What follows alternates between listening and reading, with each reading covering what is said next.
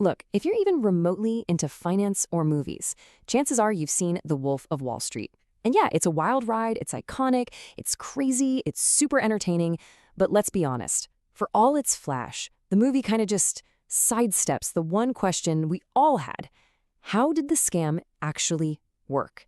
Well, that's exactly what we're going to do today. We are finally pulling back the curtain to show you everything. Okay, let's get into it. Seriously, this is the whole reason we're even doing this explainer. You remember it, right?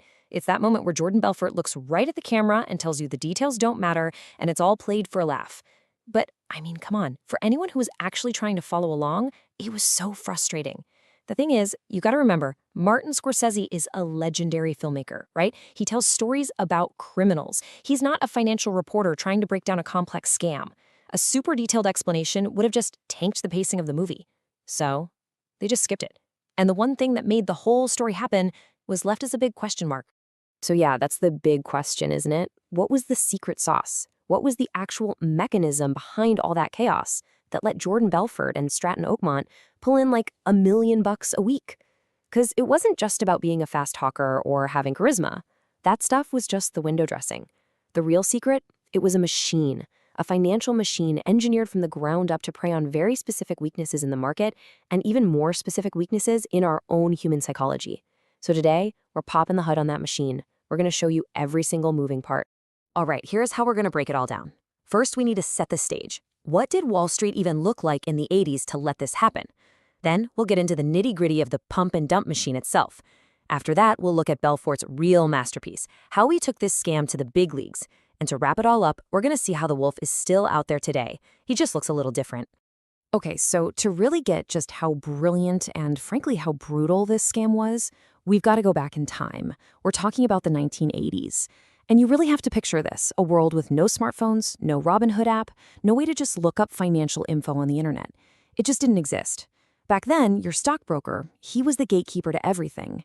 And that power imbalance, that's where this whole story really gets started. So this concept right here, this is the bedrock of Belfort's entire empire. Back in the 80s, the whole market ran on something called asymmetric information. Just think about that for a second.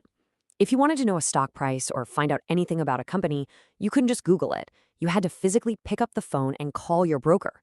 They had all the info, a live screen with prices, research reports, everything.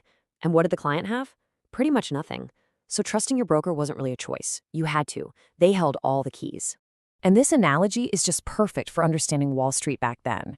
See, you had two completely different worlds.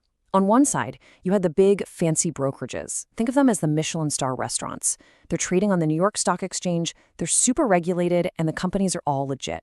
But then, you had the over-the-counter, or OTC firms. These were the food carts in a dark alley. They operated in this shady, gray market with basically zero rules. The companies they dealt with? Usually tiny, desperate, or just straight-up scams. And the commissions? Oh, man, we're talking 10, even 20%. I mean, think about it. What kind of company gives away that much just to get money? It's a huge red flag. And this lawless world, this was Jordan Belfort's kingdom. So after cutting his teeth in this wild west of OTC markets, Belfort goes off and starts his own firm, Stratton Oakmont. And he didn't just copy the old scams, no, he perfected them.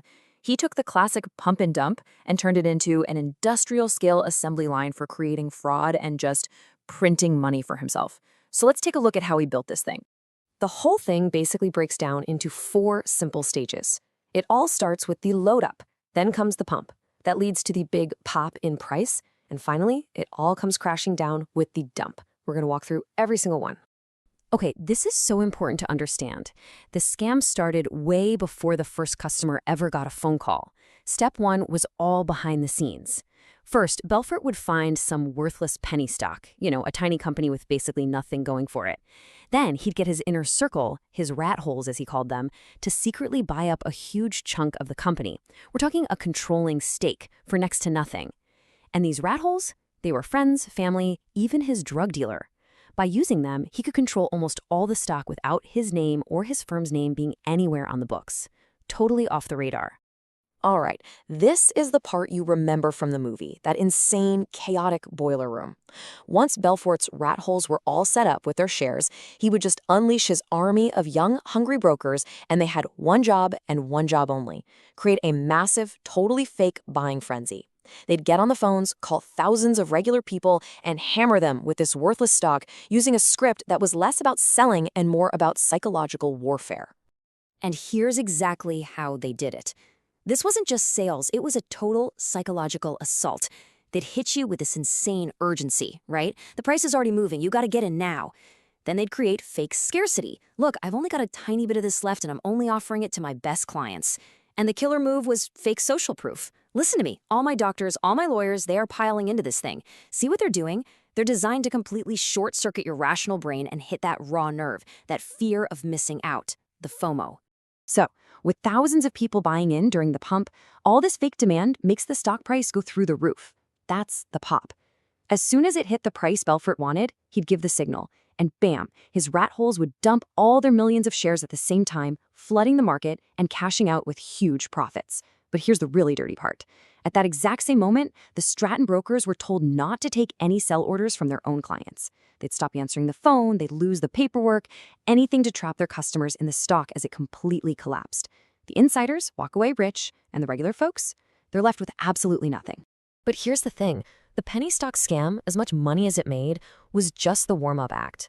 Belfort's real stroke of genius, and his most destructive move, was when he figured out how to take his dirty, back-alley scam and bring it to the main stage. He applied it to the one place everyone thought was safe, the world of initial public offerings, or IPOs.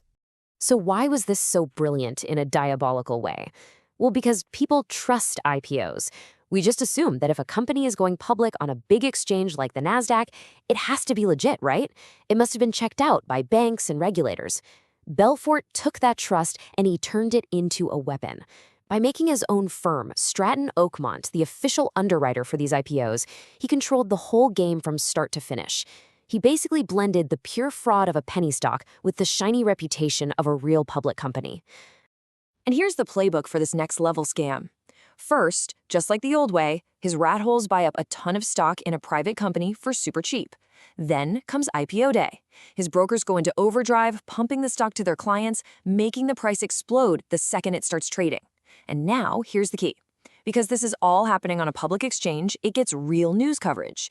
Real investors who've never heard of Stratton Oakmont see this hot new IPO skyrocketing, and they jump in, thinking they found a winner. And that's the final piece of the puzzle. Belfort's insiders could now dunk their millions of cheap shares on this brand new wave of unsuspecting public buyers. He literally used the public's own trust in the system as the bait. So you're probably thinking, okay, that was then, but now we have the internet, we have all this information, nobody could pull this off today, right? Well, you'd be wrong. The tech has totally changed, for sure, but the basic human psychology of greed and fear, that hasn't changed one bit. The wolf didn't disappear, he just logged on. He's still out there, he just looks different. I mean, just look at the direct parallels. It's almost a one-for-one swap. The worthless penny stocks from the 90s, today, those are meme coins and shitcoins. Assets with zero real value. The loud, crazy boiler rooms, now they're private Discord servers and Telegram groups, just manufacturing hype around the clock.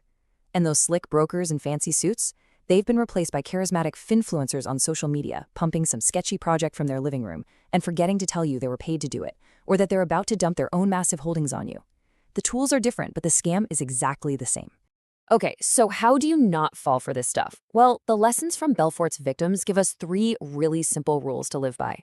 Number 1, if it sounds like a get-rich-quick scheme, it's a get-poor-quick reality. Real wealth building is slow and kind of boring. Scammers sell shortcuts. Number 2, always ask why. Why is this person telling me this? What's in it for them? Are they getting paid? What's their hidden incentive? And number 3, unlike the victims in the 80s, you have the entire internet in your pocket. Use it. Do your own homework. Don't be the person they sell to. Don't be their easy money. When you really boil it down, the Wolf of Wall Street scam wasn't some kind of super complex financial magic trick. It was just a brutal and very effective system for exploiting our most basic human emotions: greed and that powerful fear of missing out.